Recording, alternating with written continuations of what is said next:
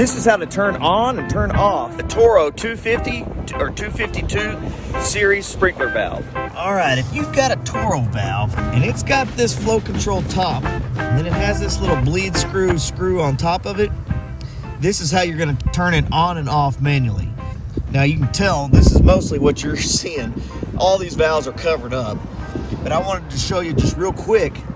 You've got to turn it on manually using this bleed screw right here, because the solenoids are actually screwed down. Because the solenoids are screwed down, you can't actually turn the solenoid to turn on this valve manually.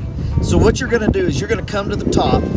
This big round part is the flow control. Right on top of here is a bleed screw. So you're just gonna give it a little bit of a turn, and you've got to be careful because these will just fly right out of there. So you just turn it a little bit at a time until you hear that valve turn on. Start getting a little bit of water. There we go. I felt the valve turn on. Oh, now I'm getting sprayed. Once it's on, then you can just tighten that back down. Valve turns off. And you want to make sure that this is tightened. You don't want it to be leaking on top there. So usually what I'll do is I'll open this up. When it gets real loose, I'll start going real slow. Valve turns on. And actually, oh no, it's right here.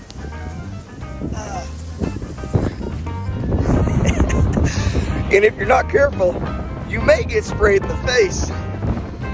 I put the lid of the box over that head that's right there by the box. I didn't put it over far enough. Whew. It's actually a little chilly.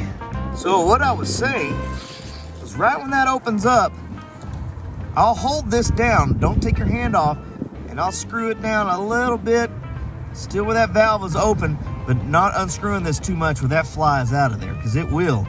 It's got a little metal piece on there that goes all the way down to the diaphragm, and it is a pain to get back in there once that valve is on. Usually you got to go shut the water off to even put these back together. So you don't want to go too much.